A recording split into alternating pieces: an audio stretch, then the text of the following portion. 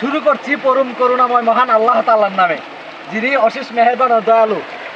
যে আল্লাহ তাআলা অশেষ মেহেরবান ও দয়ালু, উনি যে কত বড় দয়ালু এটা গ্রামও না আইলে বোঝা যাইতো না। তো গ্রামও যে কত ধরনের আল্লাহ তাআলা দয়া কইরা প্রকৃতি রাখছে, ইত্যা গ্রামের মানুষ বুঝে। আমরা যারা শহর থাকি এরা বুঝতাম না। মানুষ নাকি ঈদের দিন ঈদের আনন্দ খুঁজা পা না।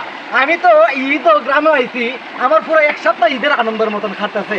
এখন আপনাদের একটা জিনিস দেখাইমু, এটা একটা ঈদের আনন্দের মতনই আন দেখাই। এই যে এটার দিকে এটা ডিপ কল, ভিতর থেকে পানি আইতাছে, কারেন্টের মাধ্যমে মোটর চলতেছে।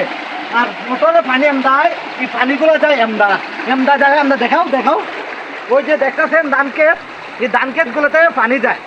যে ওই যে এমদা দেখাও, এই যে পানিগুলো যায়, এগুলো কিন্তু আল্লাহ তাআলার নিয়ামত। এই পানির মাধ্যমে কিন্তু ধান খেতে পানি যায়, ধান হয়।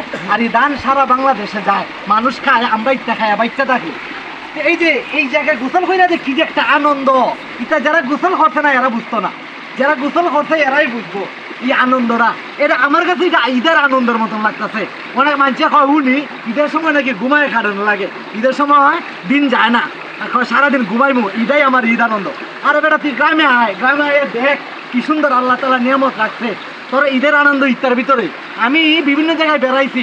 এই যে আমরা লাখাই, মানিয়াচুং, হবিগঞ্জ, সোনারঘাট বিভিন্ন জায়গায় গেছি। আমার কাছে সবগুলোই আনন্দ, ঈদের আনন্দের মতন লাগছে।